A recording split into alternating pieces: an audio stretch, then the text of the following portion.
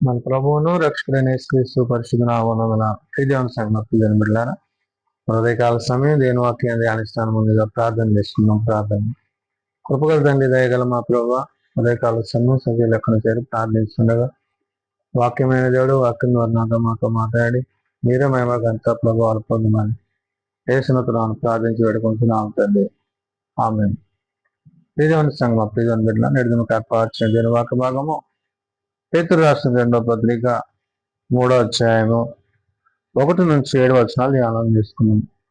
పేతురు రాసిన 2వ పత్రిక 3వ అధ్యాయము 1 నుంచి 7 వచనములు ఏ విధంగా రాబడినవి. వీళ్ళారా, ఈ 2వ పత్రిక మీకు ఇప్పుడు రాయిచున్నాను.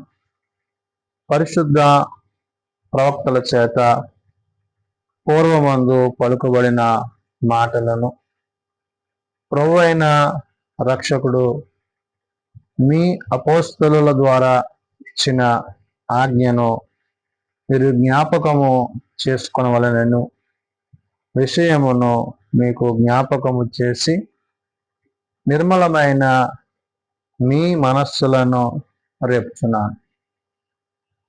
అపోస్తలులైన పేతురు ఈ 2వ పత్రిక రాస్తూ ఎవడో నశించకూడదని, ఎవడో మరణంలోనికి నాశనంలోనికి పోకూడదని తాను నిశ్చయించి తాను విశ్వసిస్తున్న ప్రభువును బట్టి, తండ్రి ఉద్దేశాన్ని బట్టి తాను ఈ 2వ పత్రిక రాస్తూ ఆ పత్రిక ద్వారా మనము లేఖనానుసారంగా మరి ప్రవక్తల వచనాలను బట్టి ప్రభు చూపించిన రక్షణ కార్యాన్ని బట్టి ఎట్టి రీతిగా మనము జీవించాలో పౌలు ఈ మాటలను తెలియజేస్తున్నాడు.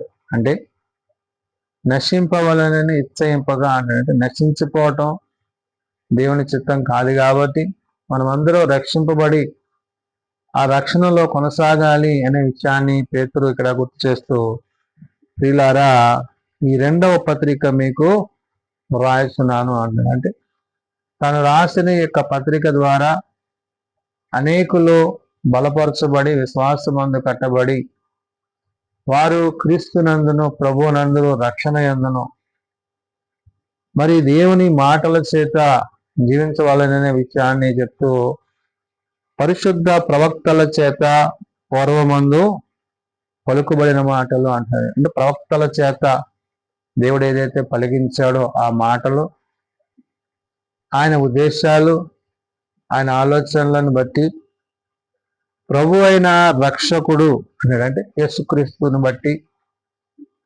మీ అపోస్తలుల ద్వారా ఇచ్చిన ఆజ్ఞను అంటాడు. అంటే ఎవరైతే ప్రభువుని వెంబడించి ప్రభు శిష్యులుగా అపోస్తలుగా పిలువబడ్డారో వారిని బట్టి మీరు జ్ఞాపకము చేసుకునవలనని అంటాడు. అంటే ప్రవక్తల వచనాలు మొదలుకొని రక్షణ కార్యంలో ప్రభు జరిగించిన కార్యాన్ని బట్టి, శిష్యులను బట్టి, అపోస్తులను బట్టి ఇవన్నీ కూడా మీరు జీవము కలిగిన దేవుని యందు ఆ నిత్య జీవములో జీవించడానికి కావలసిన ఆజ్ఞను, అందుకే అంటున్నాడు మీ అపోస్తుల ద్వారా ఇచ్చిన ఆజ్ఞను మీరు జ్ఞాపకము చేసుకునవలనను విషయమై మీకు జ్ఞాపకము చేసి అంటున్నాడు. అంటే నేడు అపోస్తుల ద్వారా పత్రికల ద్వారా దేవుడు మనకి ఇస్తున్న ఈ యొక్క ఆత్మీయ సత్యాలు ఏవైతే ఉన్నాయో ఇవన్నిటిని బట్టి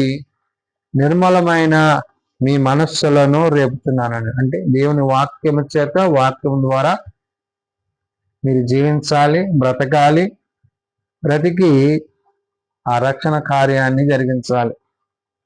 కాబట్టి అంత్య దినములలో అపహాస్యకులు అపహసించు వచ్చి తమ స్వకీయ దురాశల చొప్పున నడుచుకొని అంటాడు. అంత్య దినాలు ఇప్పుడు ప్రభు రాకడ దినంలో ఉన్న మనము, అంత్య దినాల్లో ఉన్న మనకి పేతురు ఈ పత్రిక ద్వారా చెప్తున్న మాట ఏంటంటే అపహాస్యకులు అపహసించు వచ్చి అని. అంటే ప్రభువుని ఎరగక, ప్రభువుని ద్వేషిస్తూ, దూషిస్తూ, అపహసిస్తూ, ప్రభు మాటలను వెనక ఆజ్ఞలను అనుసరించక ఆజ్ఞాతిక్రమం చేస్తూ వారు ఏం చేస్తున్నారంట, తమ స్వకీయ దురాశల చొప్పున నడుచుకొనుచు అని. అంటే తమ స్వకీయ అంటే తమ సొంత జ్ఞానం చేత, ఆలోచన చేత, అపవాది చేత వారు జీవిస్తూ నడుచుకుంటూ వారు ప్రవర్తిస్తూ, అటు వారి విషయంలో మీరు బహు జాగ్రత్త కలిగి ఉండండి అని పేతురు చెప్తున్నాడు. అంటే ప్రవక్తలను ఉద్దేశించాడు, రక్షకుడైన క్రీస్తును ఉద్దేశించాడు, శిష్యులను ఉద్దేశించాడు, అపోస్తులను ఉద్దేశించాడు. ఇవన్నీ కూడా క్రీస్తులో, ప్రభువులో, తండ్రిలో, ఆత్మలో మనం కొనసాగడానికి ఇవన్నీ కూడా మేలైనవనే విషయాన్ని చెప్పి, ఇటువంటి పరిస్థితుల నుంచి మరి అత్యధికమైన అంటున్నాడంటే దేవుడిచ్చే సమస్తమైన వాటిలో మీరు ఏమై ఉండాలో గుర్తు చేశాడు. అందుకనే అంత్యదినములలో అపహాస్యకులు అపహసించుచు వచ్చి తమ స్వకీయ దురాశల చొప్పున నడుచుకొనుచు అన్నాడు. వారు నడుచుకుంటూ వారు ప్రవర్తిస్తూ ఏం చేస్తారంట, ఆయన రాకడను గూర్చిన వాగ్దానము ఏమాయను అంటారంటే ఏంటి, ప్రభు వస్తానన్నాడు ఇంకా రాలేదేంటి అని వ్యంగ్యంగా మాట్లాడుతూ అపహసిస్తూ వారు మాట్లాడే మాటల విధానాలు, వారి ప్రవర్తన విధానము, ఇవన్నీ కూడా అపవాది జరిగించే కార్యాలనే విషయాన్ని పేతురు ఇక్కడ చెప్తున్నాడు. ఆయన రాకడను గూర్చి వ్యంగ్యంగా మేమాయనని, పితరులో నిద్రించినది మొదలుకొని సమస్తమును సృష్టి ఆరంభమునున్నట్టు నిలిచిన్నదే అని చెప్పుదరని మొదట మీరు తెలుసుకున్నవాళ్ళు.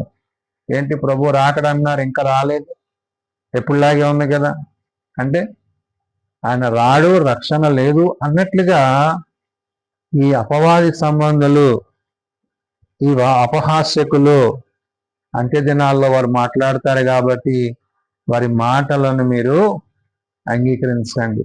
అంటే అబద్ధ ప్రవక్తల గురించి, అబద్ధ బోధకుల గురించి, అబద్ధ అపోస్తుల గురించి ఈ 2వ పత్రికలో 2వ అధ్యాయంలో పేతురు ఏదైతే చెప్పాడో దాని కంటిన్యూషన్గా భ్రష్టత్వం నుంచి మనం విడిపింపబడడానికి పరిశుద్ధాత్మ దేవుడు మనకి తెలియజేసిన మాటలు. కాబట్టి ఈ మాటలకి మనం ఏమవుతామంటే మనస్సులో నొచ్చుకొని దేవుని మీద తిరగబడతామేమో, ఆత్మకు అభ్యంతరం చేస్తామేమో అనే విషయాన్ని ముందే పేతురు చెప్తూ అంటున్నాడు.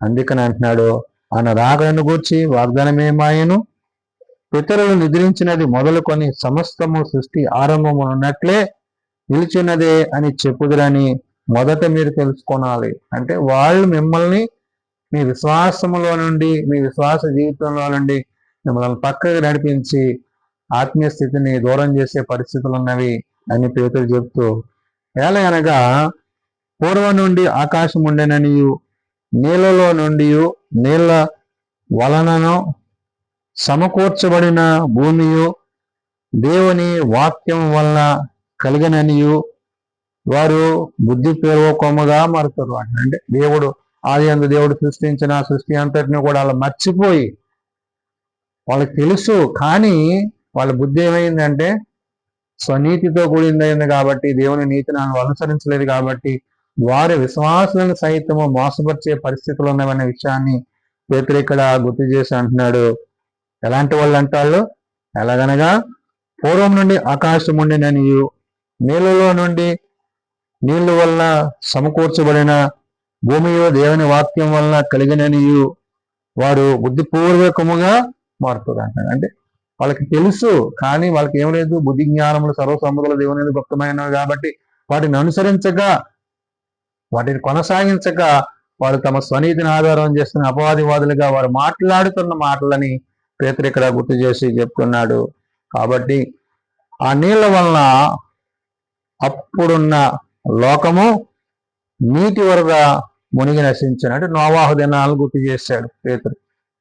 అంటే నోవాహు దినాల్లో జలప్రలయం వచ్చి వారందరూ నశించినప్పుడు దేవుడు మళ్ళా నోవాహు కుటుంబాన్ని ఎలాగైతే ఉంచి వారి ద్వారా వారిని విశ్వాసాలుగా చేశాడో ఆ విషయాన్ని చెప్తూ, అయితే ఇప్పుడున్న ఆకాశమును భూమియు భక్తిహీనుల తీర్పును నాశనమును జరుగు దినము వరకు అగ్ని కొరకు నిలువ చేయబడినవై అదే వాక్యం వలన భద్రము చేయబడి ఉన్నది అన్నది. ఏ వాక్యం అయితే ఆది అందు మనకున్నదో ఆ వాక్యమును బట్టి ఇవన్నీ భద్రం చేయబడ్డవి.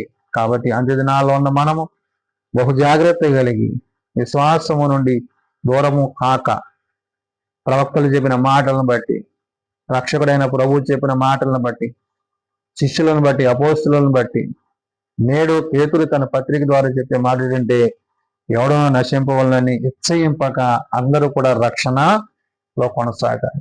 ఈ రక్షణలో కొనసాగాలంటే వాక్యానుసారంగా జీవించాలి, వాక్యానుసారంగా బ్రతకాలి, వాక్యం అనేది జీవించాలి తప్ప వాక్య విరోధమైన మాటలు విని విశ్వసించడం ద్వారా మన విశ్వాస జీవితాన్ని కోల్పోతాము, ఆత్మీయ స్థితిని కోల్పోతాం. కాబట్టి బహు జాగ్రత్త కలిగి ఏది సత్యమో, ఏది నీతో, ఏది న్యాయమో తెలుసుకుని ప్రభు యొక్క రాకడ కొరకు ఎదురు చూచుచు ఆయన వచ్చినప్పుడు వాని క్రియ చొప్పున ఆయన వానికి ప్రతిఫలం ఇచ్చిందని పరిశుద్ధాత్మ దేవుడు భక్తుడైన పేతురు ద్వారా తెలియజేసిన మాటలు.